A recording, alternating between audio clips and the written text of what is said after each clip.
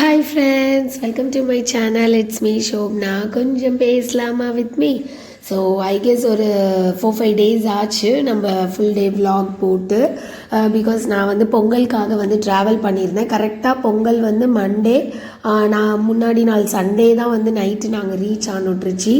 So நேராக மாமியார் வீட்டுக்கு போயிட்டு ஏர்லி மார்னிங் தூக்கமே இல்லை சுத்தமாக. பிகாஸ் நைட்டு தான் ரீச் ஆனோம். ஆனால் ஏர்லி மார்னிங் எந்திரிச்சு வேலையெல்லாம் நான் ஸ்டார்ட் பண்ணிட்டேன். ஸோ எனக்கு என்ன ஞாபகம் இருந்ததோ, வாசல் வந்து கொஞ்சம் சின்னது.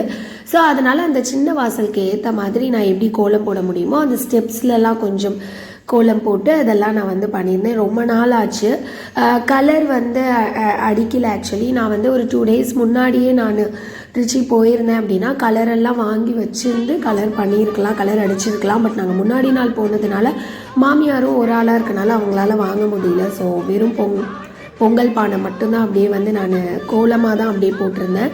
அதுக்கப்புறம் ஆஸ் யூஷுவல் எல்லார் வீட்லேயும் வைக்கிற மாதிரி வெண்பொங்கல், அதுக்கப்புறமா சக்கரை பொங்கல், எல்லா காயுமே போட்டு சாம்பார். நார்மலாக பொங்கல் அப்படின்னாலே அம்மா வீட்லேயும் சரி மாமியார் வீட்லேயும் சரி எல்லா காயுமே போட்டு சாம்பார் வைப்போம். ஸோ அந்த சாம்பார் தான் வச்சுருந்தோம். ஸோ பொங்கல் முடிச்சுட்டு ஈவினிங்க்கு மேலே நான் வந்து அம்மா வீட்டுக்கு போனோம். ஸோ அங்கே போனால் வந்து தங்கச்சி பசங்களாம் வந்திருந்தாங்க. ஸோ இது வந்து பார்த்திங்கன்னா பொங்கலுக்கு அடுத்த நாள் மாட்டு பொங்கல். ஸோ இது வந்து என்ன அப்படின்னா ஈவினிங் எங்கேயாவது வெளியே போயிட்டு வரலாம் அப்படின்னு சொல்லிட்டு சும்மா அப்படியே வந்து திருச்சியில் இருக்கவங்களுக்கு தெரியும் தில்லை நகர் அப்படின்னு, சும்மா அப்படியே வந்து ரிலாக்ஸாக போனோம். நாங்கள் ஒரு குட்டி ஷாப்பிங்கும் பண்ணலான்னு. ஸோ அங்கே வந்து கேரளா மெஸ் அப்படின்னு சொல்லிட்டு கொஞ்சம் அந்த தில்லை நகரில் ஃபேமஸ். தங்கச்சி வந்து தங்கச்சி ஆல்ரெடி வந்து அங்கே போய் சாப்பிட்ருக்கா. ஸோ அங்கே நல்லாயிருக்கும், வா போகலாம் அப்படின்னு சொல்லிட்டு கூட்டிகிட்டு போனால். ஸோ குழந்தைங்க மெயினாக என்ஜாய் பண்ணாங்க ஜாலியாக.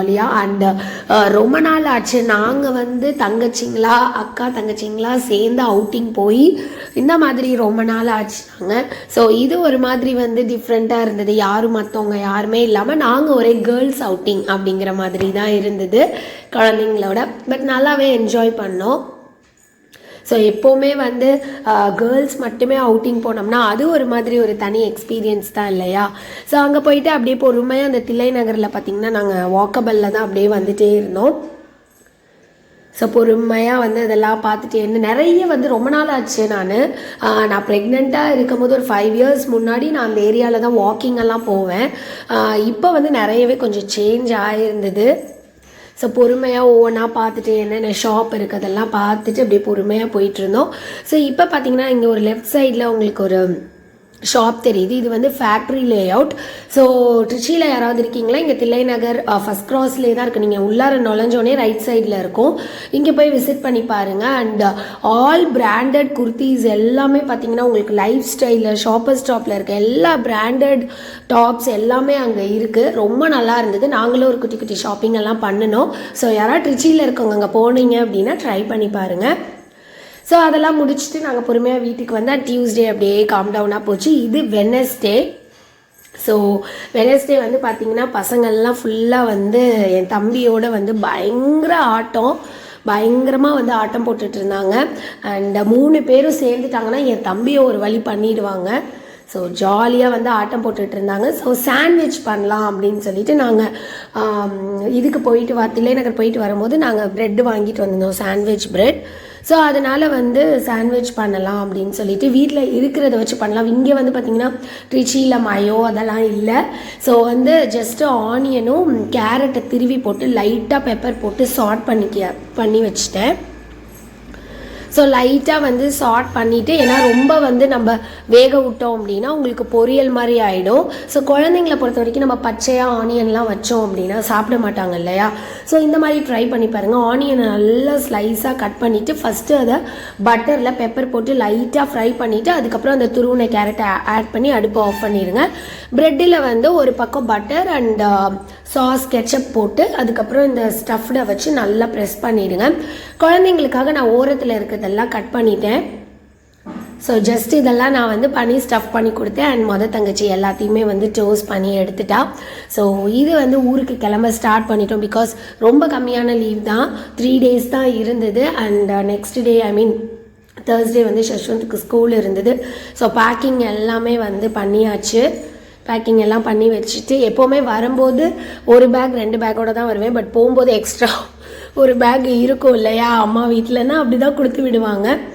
ஸோ குழந்தைங்களுக்கு வந்து விடுறதுக்கே மனசு இல்லை. அண்ட் ஷஷ்வந்துக்கு வந்து பார்த்திங்கன்னா ஒரே விளையாட்டு, அந்த கிளம்புற நேரம் தான் வந்து ஒரே விளையாட்டு அவனுக்கு. ஸோ நான் இங்கேருந்து கிளம்பி நான் மாமியார் வீட்டுக்கு போகணும். மாமியார் வீட்டுக்கு போயிட்டு அங்கேருந்து தான் எனக்கு நைட் ட்ரெயின். ஸோ அப்படிங்கிறதுனால ஈவினிங்கே கொஞ்சம் போனால் தான் அங்கே ஏதாவது ஒர்க் இருந்தால் முடிச்சுட்டு கிளம்புறதுக்கு சரியாக இருக்கும்.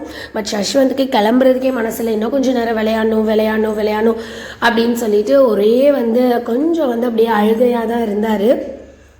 ஸோ தங்கச்சி பசங்களுமே வந்துட்டு மொதல் தங்கச்சி பொண்ணு பாப்பா வந்து பயங்கரமாக அழுதுச்சு. நானும் வரேன். நாங்கள் ஆட்டோவில் ஏறினோன்னே ஒரே வந்து பார்த்திங்கன்னா பாச மலர்களாக தான் இருந்தாங்க. எல்லாம் கொஞ்சிட்டு ஹக் பண்ணிவிட்டு கிஸ் பண்ணிவிட்டு.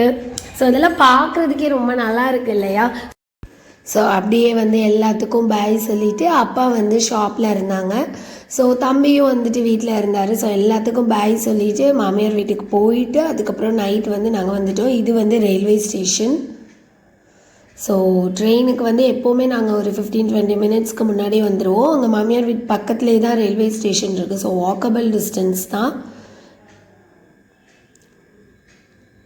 ஸோ ஒரு 1 minute ஆர் 1.5 minutes தான் இங்கே ட்ரெயின் நிற்கும். ஸோ அதனால் எப்போவுமே கொஞ்சம் ஏர்லியராகவே வந்துடுறது பெட்டர் அப்படின்னு சொல்லிட்டு வந்துடுவோம் நாங்கள்.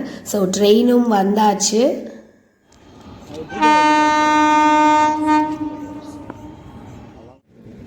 ஸோ நாங்கள் ட்ரெயின் ஏறி சென்னை வந்து வீட்டுக்கு சேஃபாக நாங்கள் ரீச் ஆகிட்டோம்.